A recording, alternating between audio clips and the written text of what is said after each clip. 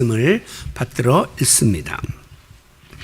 여호와여, 내 마음이 교만하지 아니하고 내 눈이 오만하지 아니하오며 내가 큰 일과 감당하지 못할 놀라운 일을 하려고 힘쓰지 아니하나이다. 실로 내가 내 영혼으로 고요하고 평온하게 하기를 젖된 아기가 그의 어머니 품에 있음 같게 하였나니 내 영혼이 젖된 아이와 같도다. 이스라엘아, 지금부터 영원까지 여호와를 바랄지어다. 아멘. 오늘은 가정의 달 5월의 첫날이자 또한 어린이 주일입니다. 우리가 가정의 달, 독서의 달, 불조심의 달, 이렇게 특정한 기간을 정해놓고 집중적으로 강조하며 캠페인을 벌이는 이유가 있습니다. 그것은 역으로 말하면 그게 너무 중요한데 사람들이 이걸 잘 못하기 때문에 이렇게 5월을 정해놓고 가정의 달이라고, 어머니 날, 어버이날, 부부의 날 이래가지고 강조하고 있는 것이 아닌가 하는 생각을 하게 됩니다. 그러므로 이렇게 가정의 달이 정해지고 그 안에 어린이날, 어버이날 이런 날들을 우리가 지키는 것은 그만큼 현대의 가정이 지금 정상 궤도에서 벗어나고 알게 모르게 무너져 내리고 있다고 하는 반증이 되기도 하는 것이죠. 창세기 보면 하나님께서 인간을 창조하신 다음에 아담과 이브로 하여금 둘이 합하여 가정을 이루라. 그리고 이제 그 가정을 통해서 자녀가 탄생되고 생육하고 번성하라. 이렇게 축복을 해 주셨습니다. 예수님이 활동하시던 당시에는 아이들을 굉장히 무시하던 그런 사회적 분위기였음에도 불구하고 어린아이들을 다 하나하나 안아주시고 또 어린아이들이 못 오게 막는 제자들을 나무라시면서 이 아이들을 축복해 주셨던 그런 사건을 우리는 기억하고 있죠. 그리고 이 아이들이 지니고 있는 특성을 통해서 천국에 대한 그 어떤 신앙적 교훈도 주셨습니다. 이제 복음서에 기록된 그 어린아이와 관계된 예수님의 말씀을 이렇게 묶어서 소위 예수님의 어린이 헌장이다 이렇게 한번 만들어 보았는데요. 이 예수님의 어린이 헌장이 주는 신앙적 교훈이 무엇인가 요약해 보면 다음과 같습니다. 먼저는 어린이처럼 진실하라 하는 거예요. 마태복음 18장 3절에 보면 어린아이들과 같이 되지 아니하면 결단코 천국에 들어갈 수 없다 그랬어요. 이 말은 어린아이들이 천국 간다는 말이 아니라 어린아이와 같은 그런 신앙적 자세를 갖춰야 한다고 하는 것인데 어린아이들의 그 거짓 없는 마음, 순수한 마음, 진실된 마음 이런 마음을 품어야 된다고 하는 뜻이겠죠. 두 번째로 어린아이처럼 겸손하라 하는 것입니다. 마태복음 18장 4절에 보면 어린아이와 같이 자기를 낮추는 사람이라야 천국에서 큰 자가 될 수 있다라고 하셨습니다. 자기 부족을 깨닫고 자기의 연약함을 인정하고 교만하지 아니하며 따라서 더욱더 하나님을 의지하며 살아야 될 것을 어린아이들의 자세를 통해서 교훈하신 것입니다. 세 번째로 보면 어린아이들을 환대하라라고 했습니다. 마태복음 18장 5절에 보면 내 이름으로 이 어린아이 하나를 영접하면 곧 나를 영접하는 것이다 라고 말씀했기 때문이죠. 제자들이 어린아이가 오는 것을 막아서면서 애들은 가라, 이거 애들이 오는 자리가 아니야 라고 할 때 예수님이 어린아이들이 내게 오는 것을 용납하라 라고 말씀했고요. 또 금하지 말라 라고 하면서 누구든지 아이 하나를 영접하는 것이 곧 나를 영접하는 것이다 라고 비록 보잘것 없어 보이는 사람이 있다 할지라도 그들에게 우리는 주님께 하듯이 극진히 대해야 하고 기쁨으로 그들을 받아들여야 될 것을 교훈하신 말씀입니다. 네 번째로는 비슷한 이야기지만 어린아이들을 무시하지 말라라고 했어요. 그러면서 마태복음 18장에서 어린아이에 대한 말씀을 마치시면서 삼가 이 작은 자 중에 하나라도 업신여겨서는 안 된다라고 하셨습니다. 업신여긴다는 말은 함부로 하고 무시하고 괄시하고 학대하는 것을 뜻하는 것인데 우리가 자기보다 좀 모자라고 부족하다고 해서 함부로 대하거나 막대하거나 우습게 여기면 안 된다는 거죠. 나중에 그 같은 삶의 자세는 나에게 부메랑이 되어서 다시 돌아올 것을 경고하신 말씀입니다. 그리고 마지막 다섯 번째 어린이 헌장이 바로 어린이를 축복하라고 하는 것이에요. 예수님은 당신에게 온 이 어린아이들을 마가복음 10장 16절에 보면 안아주고 그 머리 위에 안수를 하고 그들을 축복해 주셨다라고 기록하고 있습니다. 전해지는 그 말에 의하면 당시에 예수님의 품에 안겨서 안수를 받았던 어린아이들 중에 그들이 장성하여 훗날 예루살렘 초대교회의 감독들이 되었다라고 하는 그런 이야기가 전해지고 있습니다. 우리가 과거에 부흥회를 하게 되면 이 강대상에까지 막 아이들이 잔뜩 자리를 차지하고 앉잖아요. 그러면 부흥강사 목사님이 막 이제 마지막에 기도해 주실 때 안수를 하면서 이 아이들이 잘 되기를, 주의 종이 되기를 막 기도했는데, 나중에 이제 세월이 흐른 다음에 저도 그때 시대에 안수받고 목사가 된 사람이고, 많은 주변의 목사님들 이야기 들으면 그때 부흥회 때 그때 신영규 목사님이 안수를 하면서 주의 종이 되라고 했는데 내가 지금 목사가 됐다고 그렇게 말하는 사람들이 꽤 많이 있더라고요. 여러분, 이 말씀은 어린아이들이 지닌 특성과 같은 이런 신앙의 자세를 지닌 자라야 하나님께 복을 받을 수 있다고 하는 사실을 우리들에게 교훈해 주고 있습니다. 자, 그렇다면 어린아이와 같아야 하나님 나라에 들어갈 수 있다고 했는데, 이 같은 어린아이와 같은 마음은 어떤 상태를 의미하는 것인가? 저는 오늘 어린이 주일을 맞으면서 구약에 나오는 시편 131편의 본문을 통해서 여기에 보면 젖을 막 댄 어린 아이의 모습이 나오는데, 그 안에서 우리가 어린아이들을 통해서 배워야 할 신앙적인 자세를 몇 가지 찾아보려고 합니다. 먼저는 이 어린아이들이 지닌 겸손한 마음과 진실된 자세를 우리가 배워야 합니다. 오늘 본문 1절에 보면 내 마음이 교만하지 아니하고 내 눈이 오만하지 아니하며 라고 하는 말씀이 나오죠. 여러분, 이 눈이 오만하다 하는 이 말을 다른 옛날 성경에는 눈이 높다, 높은 데 있다 그렇게 말했어요. 여러분, 우리가 사람을 대할 때 이 오만함에 가득 찬 눈이 있습니다. 그 말은 뭐냐면 상대를 이렇게 경멸하듯이 눈을 내리 깔면서 내려다보는 그런 눈을 우리가 오만한 사람이다라고 이야기해요. 그런 사람들은 여지없이 그 마음에 교만의 마음이 담아있기 때문에 오만한 눈으로 표현이 되는 거예요. 제가 4년 전에 그 평창 동계올림픽 때 우리나라에 이제 선수단을 이끌고 왔던 그 누굽니까? 김여정이 있었죠? 김정은의 동생. 이 사람을 가만히 보면요, 항상 이렇게 턱을 올리고 눈을 내리 깝니다. 그런데 실제로 문재인 대통령과 청와대에서 면담을 하는데 신문 기사를 보면 이렇게 나와요. 김여정은 어깨를 꼿꼿이 세운 채 턱을 치켜 올리고 눈을 내리 까는 특유한 표정을 유지했다라고 당시에 그 신문에 기록되어 있습니다.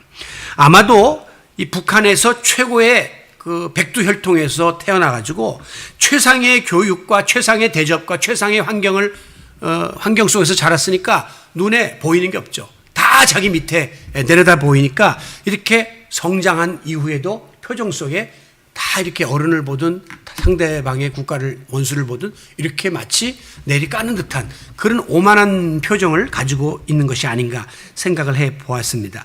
여러분, 일반적으로 이 어른이 되면 자기 세계가 구축되고 자기 신념이 강해집니다. 그래서 상대방을 자꾸 평가하게 되고 나보다 못하다고 생각하면 무시하고, 그리고 나를 드러내려고 하는 우월감에 사로잡히는 것이 우리 어른들의 특성입니다. 하지만 이 어린아이들에게는 높은 눈, 오만한 눈, 교만한 마음, 우월의식에 사로잡힌 눈이 없습니다. 애들의 눈은 왜 그렇게 맑은지요? 이렇게 아이들 눈을 들여다보면 우리 얼굴이 다 비칠 만큼 해맑습니다. 그런데 이상하게 나이가 들면서 아이들이 세월이 흐르면서 보면 어른이 되면서 점점 눈빛이 흐려져요. 오만함, 욕망이 가득 차고 흐린 눈빛으로 변질되는 것을 볼 수 있습니다. 왜 그럴까? 물론 신체적인 변화도 있겠지만 저는 이 아이들이 이제 자라면서 세상에 많은 걸 보고 배우고 듣고 그러면서 알게 모르게 세상에 이제 물이 든다고 하는 거죠. 그러면서 자기들의 그 눈도 이렇게 상대를 무시하고 깔보는 오만한 눈이 로 변하는 거죠. 그래서 결국은 마지막에는 흐린 눈으로 우리가 인생을 마치는 것이 아닌가, 그런 생각을 하게 됩니다. 아동학자들은 아이들이 지니고 있는 겸손은 알고자 하는 겸손이다 그렇게 하겠어요. 우리가 아이들 기르다 보면 궁금증이 많죠. 그래서 자꾸 이건 뭐야? 이거 왜 그래? 아까 설명해 주는데도 또 물어보고 어디서 온 거야? 왜 그러면 안 돼? 왜 그래야 돼? 자꾸 물어봐요. 얼마 전에 저희 며느리가 저에게 카톡을, 우리 가족 카톡에 이렇게 올렸는데 오늘은 좀 편하게 조용히 쉬고 싶은데 왜 이렇게 현준이는 계속해서 말을 붙여요. 유유 그렇게 보내왔어요. 그래서 제가 우리 신씨는 주로 입이 많이 발달돼 있단다. 그래서 말을 쉬지 않고 많이 할 거야. 그렇게 웃으면서 보냈는데요. 여러분 우리가 얘가 자꾸 말하는 나이잖아요. 그때 처음에 이제 말대꾸를 많이 해주다가 나중에 이제 짜증이 나고 인내가 폭발하면 야, 입 좀 다물어. 너 왜 쓸데없는 이렇게 말을 많이 하냐? 라고 윽박지를 때가 있습니다. 여러분 그런데 결국 우리가 이 자녀의 그런 질문은 알고 싶어서 겸손에서부터 비롯된 거라고 말하는데 학자들이 그거를 만약에 윽박지르면 그 아이가 알 권리와 기회를 그만큼 우리가 뺏는 거예요. 그만큼 이 아이는 답을 많이 해주는 부모보다 지능적으로나 자기 개발이 뒤질 수밖에 없다는 겁니다. 그래서 에디슨의 어머니 이야기가 유명하잖아요. 에디슨의 어머니는 에디슨이 원체 호기심이 많아가지고 자꾸 물어보면 10번이면 11번 가르쳐주고 20번 물으면 21번 가르쳐주고 나중에 100번까지 답을 해줬다는 거예요. 그 어머니가 나중에 뭐라고 말했냐면 만약에 우리 아이가 99번을 들어야 이해할 수 있는 능력을 갖고 있는데 내가 98번째 끊어버리면 이 아이는 영원히 이걸 이해하지 못하고 살 거 아니냐. 그러니까 나는 끊임없이 이 아이의 질문에 답을 한다라고 했습니다. 여러분 나보다 더 잘 알고 더 많이 아는 사람한테 내가 배우고 싶은 마음, 이거는 아이들이 지닌 대표적인 겸손의 자세인 겁니다. 우리 어른들은 안 그렇습니다. 제가 이제 장년들을 위해서 제자훈련이나 성경 공부를 한 다음에는 꼭 마지막에 오늘 우리가 함께 나눈 말씀 중에 좀 의심이 되거나 잘 모르겠는 것 있으면 질문하세요 라고 질문 시간을 드리는데 제가 지금까지 경험한 바에 하면 거의 질문한 사람이 없습니다. 그 이유가 뭐냐면 지금 열심히 1시간 동안 강의 들었는데 다 이해하는 것 같아. 나 혼자 모른다고 그러고 질문하면 내가 그만큼 무지하고 못 알아듣는 사람처럼 보일까봐 체면상 그냥 모르는 게 있어도 입 딱 다물고 넘어가는 이런 게 우리 어른들의 자세거든요. 근데 아이들은 모르면 알 때까지 계속 캐물어요. 그건 어떤 의미에서 순수함이 아이들에게 있다고 하는 것입니다. 바로 이것이 가식에 물들지 아니하고 온전한 순전한 그런 어린아이들에게서 배워야 할 겸허한 자세라고 볼 수가 있습니다. 여러분 우리가 왜 교만한 마음을 품으면 문제가 되느냐. 사람이 저 사람보다 높이 보이려고 교만한 마음을 품으면 거기에 따르는 거짓을 때로는 동원해야 돼요. 내가 학벌을 속이고 직업을 속이고 했는데 나중에 그것이 들통날 지경이 된단 말이죠. 그러면 또다시 또 다른 거짓말을 또 하는 거예요. 내가 사실은 졸업한 게 아니라 중퇴를 했는데 거짓말을 또 하는 거예요. 그러다 누가 졸업생 중에 없다 그러면 그렇게 하다가 또 그 다음에 또 다른 게 되면 또 거짓말을 해야 돼서 마지막에는 진실성을 잃어버리게 되기 때문에 교만한 마음은 거짓을 불러오고 거짓은 진실을 빼앗게 만들게 되는 것입니다. 우리가 자기를 자꾸 과대 포장하려고 하면 필요 이상의 거짓을 동원할 수밖에 없어서 다른 사람의 눈을 자꾸 속이려고 드는데 그것이 바로 나중에 어른들에게 주어진 위선이라고 하는 겁니다. 겉과 속이 다른 그런 처지에 처하게 되는 것이죠. 여러분 우리가 어떤 경우에 다른 사람을 대할 때 항상 이렇게 말합니다. 말로는 제가 부족해서요. 제가 아는 것이 없으니까 잘 지도 부탁드립니다. 라고 이야기해요. 그리고 겉으로는 머리를 숙이고 허리를 이렇게 숙입니다. 그렇게 겸손한 것처럼 이렇게 위장을 하지만 실상 속으로는 다들 그 사람 머리 위에 올라가 있어요. 내가 당신보다 몰라서 그런 게 아니라 지금 내 처지가 그러니까 그렇지라고 이렇게 이야기가 된다면 그것은 진정한 겸손이 아니고 진실이 결여된 거짓 겸손이란 말이에요. 이게 자꾸 거듭되다 보면 나중에 우리는 상습적인 그런 위선자로 전락하게 되고 마는 거예요. 대부분의 어른들, 그 다음에 종교 지도자들, 이런 사람들이 이런 위선자가 된 이유가 뭐냐면 겸손함이 없이 나중에 자기를 드러내려다가 감당이 안 되니까 겉과 속이 다른 자리에 빠지게 되고 마는 것입니다.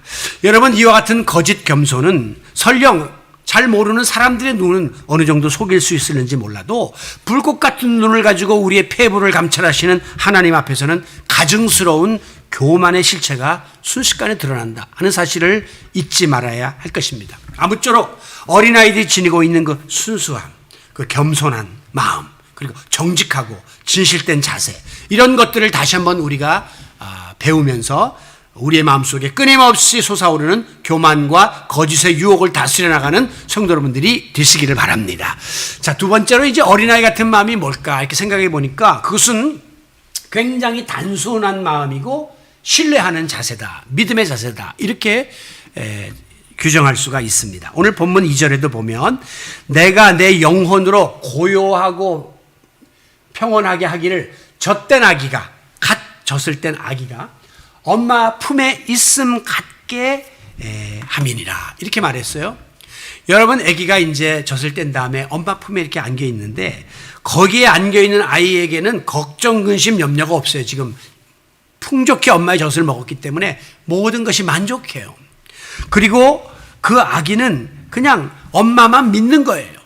때 되면 엄마가 알아서 다 해줄 것이라고 하는 전적인 믿음을 지니고 있는데 바로 그런 자세를 우리가 성도들이 지녀야 된다고 하는 것입니다. 모든 것을 단순하게 받아들이고 그저 아버지께 다 맡기고 나아가는 그런 믿음이 우리에게 필요하다는 교훈을 받게 되는 것입니다. 이 믿음이라고 하는 말은 영어에서 trust, 신뢰한다 하는 말하고 일맥상통해요. 신뢰한다는 것은 내어 맡긴다는 거예요. 맡기되 나의 모든 것을, 요거는 맡기고 요거는 내가 하고가 아니라 모든 것을, 내 생명까지도 온전히 맡기는 것이 바로 우리가 가지고 있는 믿음입니다.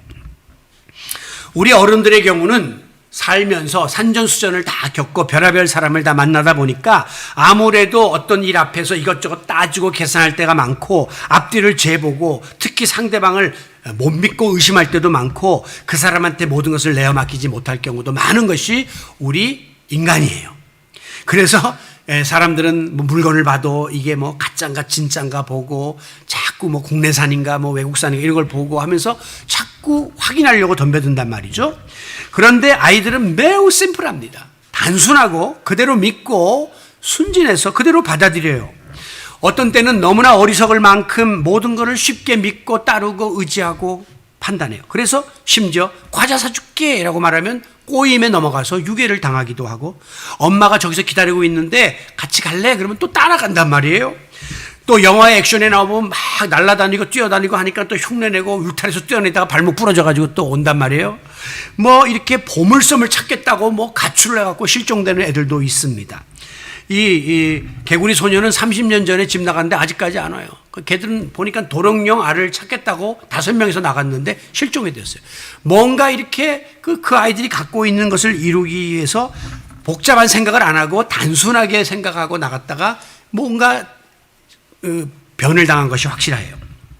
그렇기 때문에 물론 이것은 극단적인 예지만 단순하고 순수한 마음을 지닌 이 아이들의 마음속에 우리가 그때 하나님의 믿음을 심어주는 일이 매우 중요하다는 것을 깨닫게 됩니다. 여러분들도 아마 어릴 때 아이들을 신앙적으로 양육하지 못한 일에 대해서 많이 후회하는 분들이 계실 거예요. 많은 분들이 말하기를 그냥 어릴 때 주입식으로 심으면 그 아이들이 판단 능력이 없으니까 안 되고 좀 큰 다음에 자기 지적 능력과 모든 게 생긴 다음에 신앙에 대해서도 판단하는 것이 좋겠다. 굉장히 합리적인 생각 같지만 여러분, 사람이라는 게 이게 장성하게 되면 머리가 커지게 되고 많은 지식이 들어오고 또 자기의 주관과 판단과 고집이 생기면 여간에서는 그 굳어진 마음밭에 복음의 씨앗을 뿌려도 이게 뿌리를 내리지 못하는 경우를 많이 경험하게 됩니다. 제가 우리 손자 지난번에도 한번 말씀드린 것 같은데 얘가 참 신기한 것 중에 하나가 어쨌든 기도를 배웠다는 거예요. 그래서 제가 전화하다 말고 꼭 현준아 기도 그러면 딴짓 하다가도 딱 하고 엎드리는데 이렇게 미국이지만 식사에 김치도 여기 있습니다는 이게 아이가 이렇게 기도를 이렇게 배웠어요. 너무 신기해요. 엊그제는 목욕을 이렇게 하는 거를 이제 동영상을 통했는데 이제 끝날 때가 되어서 현준아 이제 기도 그러니까 얼굴을 물속에 파묻어 기도하겠다는 거예요. 제 생각에는 아마 그쪽 외할머니 할아버지를 통해서 좀 받고 또 엄마 아빠가 이제 그 교육을 한 것 같아요. 매우 중요합니다. 이럴 때 아이에게 심어진 기도의 그 자세, 그 하나님께 기도하고 하나님 주신다 이런 거는 두고두고 신앙교육에 도움이 될 거예요. 왜냐하면 미국과 영국에서 이제 크리스찬들을 통해서 통계를 내봤는데요. 15살 이하 때에 예수님 믿고 영접했다는 사람이 80%예요. 교회 나온 사람 중에 80%가 어릴 때 예수님 만나갖고 지금까지 신앙생활 한다는 거예요. 그럼 반대로 머리 커지고 20살 이후에 예수 믿는 사람 5%도 안 돼요. 그만큼 나이 먹어서 예수 믿는 것은 어렵다는 것입니다. 우리 인격 형성도 마찬가지예요. 테일러라고 하는 이 아동 심리학자는 아동의 성격 형성에 영향을 미치는 요인 중에 90% 이상이 부모와 가정에서 이루어진다는 거예요. 우리는 학교에서, 교회에서, 교육에다 맡기려고 하는데 실제로 그 아이들이 더 많은 시간 접하고 자리 잡고 있는 것은 가정이고 부모라는 거예요. 우리는 흔히 자식이 탈선하면 이게 친구를 잘못 만났고 환경이 나빠서 애가 이렇게 됐다고 이렇게 이야기하는데 사실은 그 90% 이상 부모에게 책임이 있음을 인정해야 한다는 겁니다. 즉 단순한 마음을 지녔을 때 신뢰가 가득 찬 아이들의 그 마음속에 믿음을 심어주고 부모를 향한 신뢰를 심어주는 일이 그 아이의 일생의 향방을 좌우하는데 매우 중요하다는 사실을 잊지 말아야 합니다. 어린 시절에 아이들에게 부모는 거의 절대적인 존재입니다. 부모님은 내가 원하는 거 다 해줄 수 있다라고 믿어요. 우리 아빠는 슈퍼맨이고 우리 엄마는 원더우먼이다. 이렇게 아이들은 믿기 때문이에요. 어릴 때 자녀들이 우리 엄마 아버지를 보면서 우리 엄마 아버지가 과연 내게 먹을 것을 주고 입힐 것을 입을 만한 능력이 있는가? 우리 엄마 아버지가 나를 공부시키고 내가 원하는 것을 할 수 있는 후원해 줄 수 있는 그런 능력이 되는가에 대해서 평가하고 의심하는 애들은 없습니다. 무조건 자기의 소원을 이야기하고 엄마 아빠 들어줄 것이라고 확신을 하는 그런 믿음이 그 아이들에게 순수함이 있기 때문이죠. 아이들이 공놀이를 하다가 공이 숲을 밑으로 떨어졌답니다. 그러니까 그 아이들 중에 가장 용감한 아이가 전에 하던 것처럼 허리에 밧줄을 메고 야 붙잡아 그러고 내려가서 이제 공을 집어오려고 하는데 갑자기 그 내려가던 아이가 움찔거리더니 다시 올라갔대요. 그랬더니 암만 해도 너희들 위에서 붙잡고 있는데 못 믿겠으니까 우리 아버지 좀 불러올래? 그래서 아버지가 와서 딱 붙잡고 있으니까 이 아이가 담대하게 그 밑에 들어가서 공을 집어 올려 오더라는 것이에요.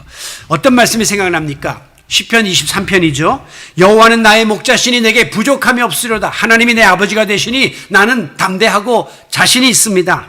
내가 비록 사망의 음침한 골짜기로 다닐지라도 내가 지금 공을 집으려고 저 숲을 밑으로 내려간다 할지라도 해를 두려워하지 않을 것은 중간에서 줄이 끊어지거나 아이들이 줄을 놓칠 것이라고 하는 두려움이 없는 것은 주께서 나와 함께 하심이니라. 아버지가 나와 함께 하기 때문에 나는 아버지의 그 능력과 모든 함께함을 믿는다는 거죠.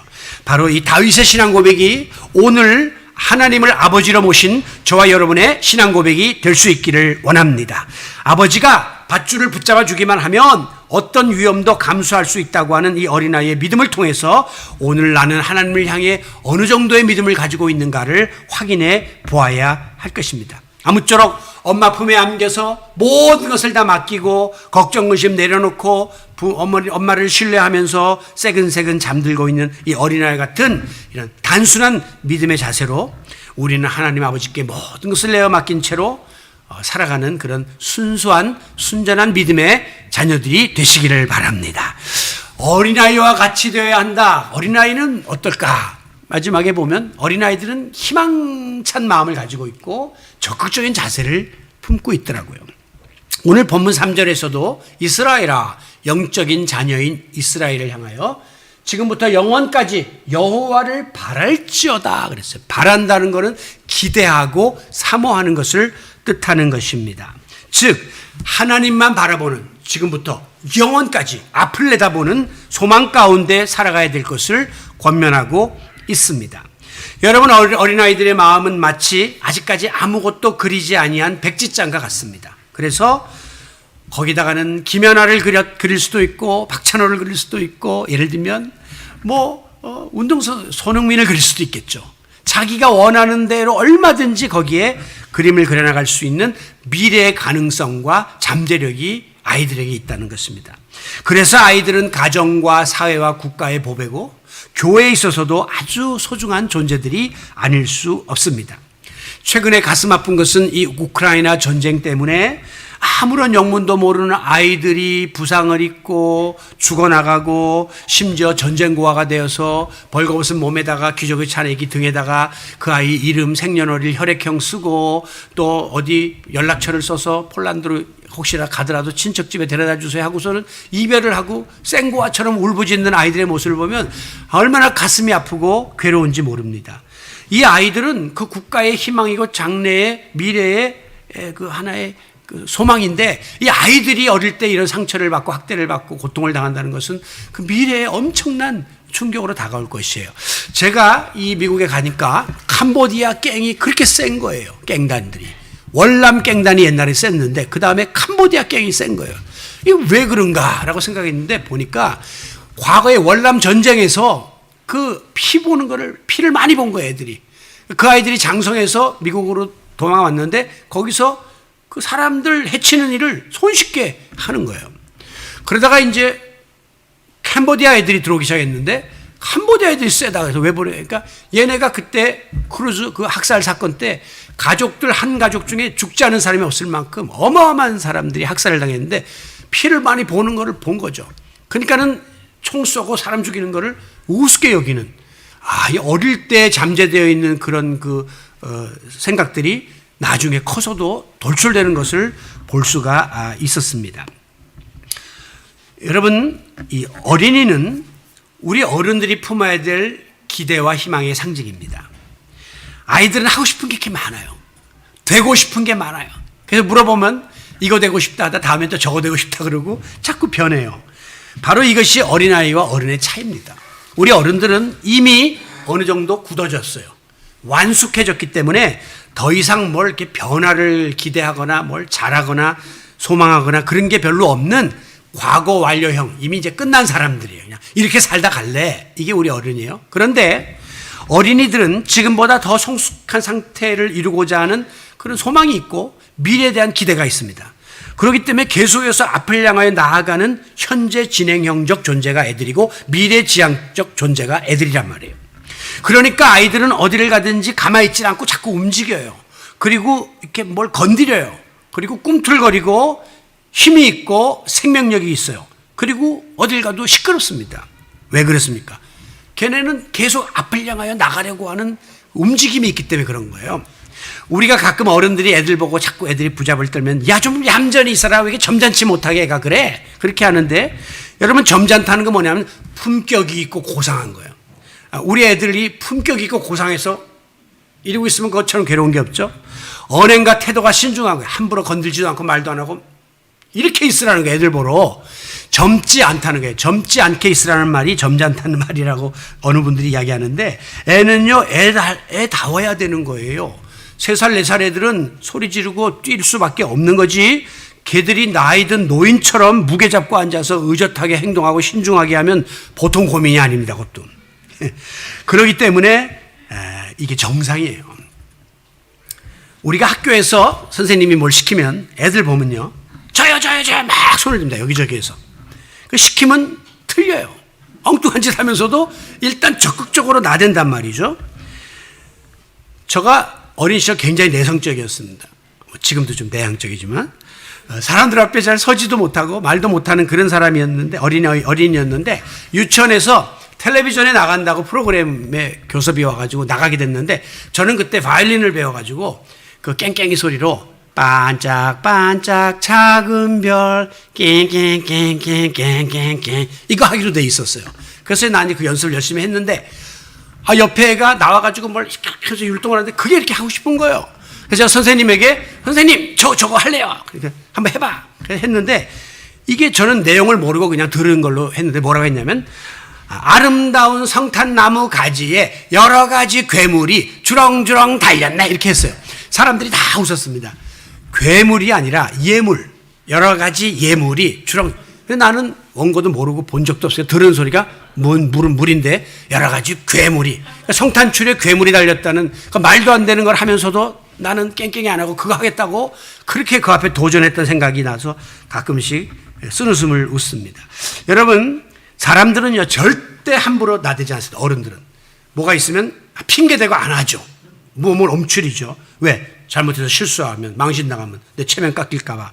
그러니까 우리는 더 이상 도전을 안 하고 그냥 발전이 없는 상태에 머물러 있으나, 애들은 그 시행착오를 겪으면서 계속해서 앞을 향하여 달려나가는 겁니다. 바로 이 희망찬 마음 자세, 이 적극적인 삶의 자세, 이게 이제 우리 어른들이 아이들을 통해서 배워야 될 자세이고 신앙적 자세가 되는 것입니다.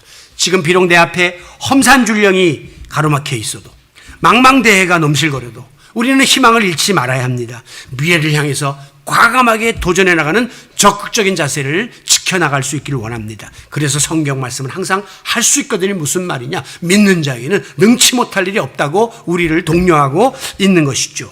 비록 지금 내가 칠흑같이 어두운 그런 현실 속에 처해 있다 할지라도 앞날에 대한 소망의 줄을 놔서는 안 됩니다. 하나님은 분명히 좋은 것을 예배하고 계신다라고 믿고 우리는 도전해 나가면 언젠가 밝은 해가 떠오르는 새 아침이 우리에게 다가오게 될 줄로 믿습니다.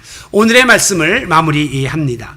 영국의 시인인 윌리엄 워즈워스라는 사람 말하기를 무지개라고 하는 그의 시 속에서 어린이는 어른의 아버지다라고 그 동심의 소중함을 노래한 바 있습니다. 우리도 잘 알죠. 어린이가 어른의 아버지다.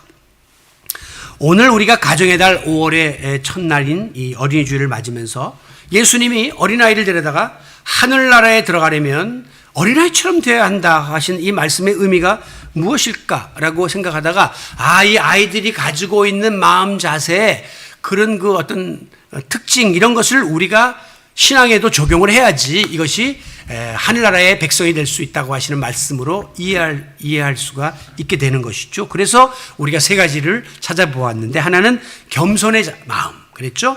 이것은 진실된 거짓이 없고 진실된 자세를 뜻하는 겁니다. 두 번째는 심플한 단순한 마음 이건 믿고 신뢰하고 맡기는 자세를 뜻하는 것이죠. 그리고 세 번째는 희망에 가득 찬 마음 이거는 적극적으로 나서는 그런 자세를 뜻한다라고 생각해 보았습니다. 그러면서 저는 이 말씀을 마무리하면서 이제 아버님이 다음 주면 이제 16주기가 되세요. 벌써 16년. 그런데 우리 아버님이 어린아이처럼 사셨던 분이에요.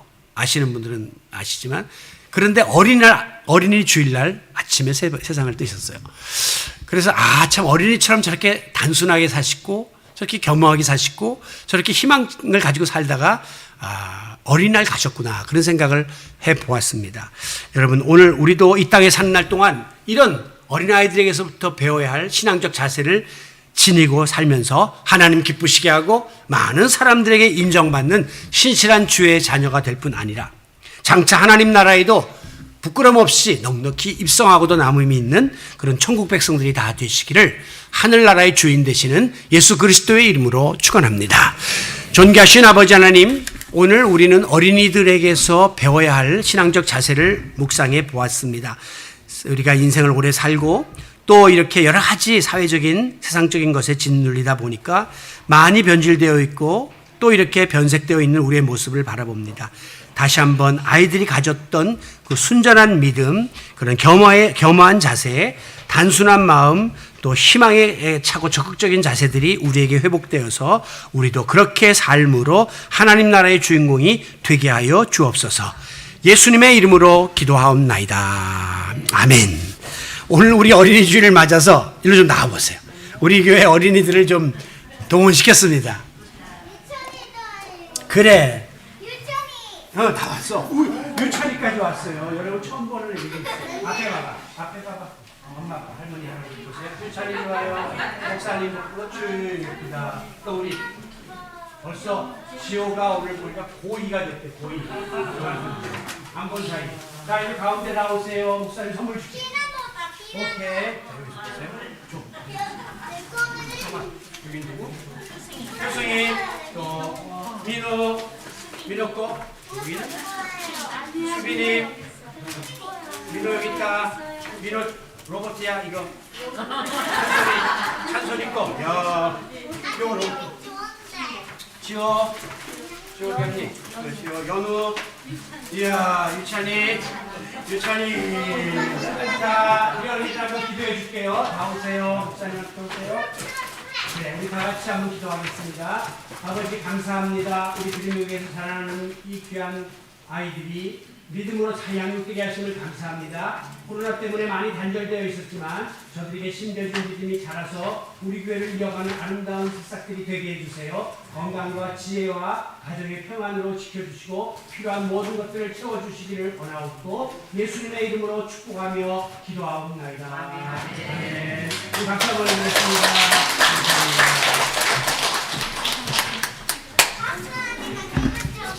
그래요. 감사합니다. 예.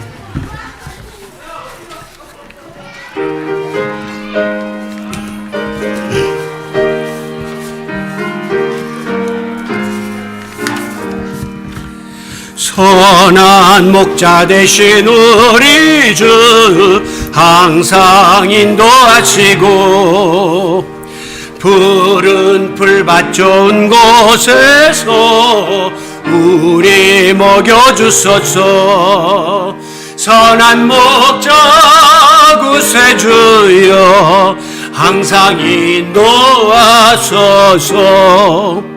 선한 목자 구세주여 항상 인도하소서. 양의 문이 되신 예수여 우리 영접하시고 길을 잃은 양의 무리를 항상 인도하소서.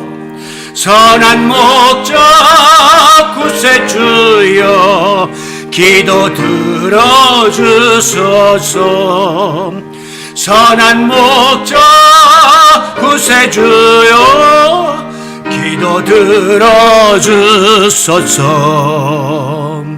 흠이 많고 약한 우리를 용납하여 주시고 주의 넓고 크신 은혜로 자유 얻게 하셨네. 선한 목자 구세주여 지금 나아갑니다. 선한 목자 구세주여 지금 나아갑니다. 일찍 주의 뜻을 따라서 살아가게 하시고 주의 크신 사랑 베푸사 따라가게 하소서.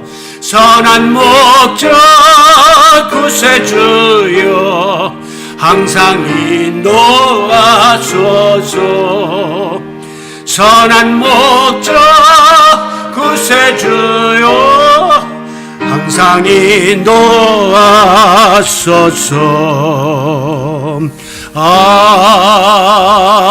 아멘.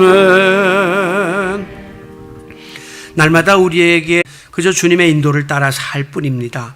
그저 자녀인 우리는 엄마 품에 안긴 어린아이처럼 아버지만 의지하고 어머니만 의지하며 살 뿐입니다. 그런 우리에게 일용할 양식을 주시고 필요를 채워주셔서 이만큼 생활할 수 있도록 인도해 주심을 감사합니다. 오늘도 귀한 예물을 성별하여 아버지께 올려드리는 성도들을 기억하여 주시고 이 물질이 하나님 나라 확장에 사용되고 선교와 나눔과 드림과 섬김에 소중히 사용될 수 있도록 축복하여 주시옵소서. 아울러 어려운 가운데서도 드리기를 힘쓰는 성도들의 손길을 축복하심으로 저들의 삶이 영육간에 복되게 하시되 이 아름다운 축복이 자손들에게도 계승되고 흘러갈 수 있도록 인도하여 주옵소서. 지금은 우리 주 예수 그리스도의 은혜와 하나님 아버지의 극진하신 사랑과 보혜사 성령의 감동 인도 내주하심이 어린아이 같은 믿음과 삶의 자세를 지니고 살기로 다짐하고 흩어지는 성도들 머리 위에, 그리고 우리의 허락하신 아름다운 가정과 특별히 자녀들 머리 위에 지금부터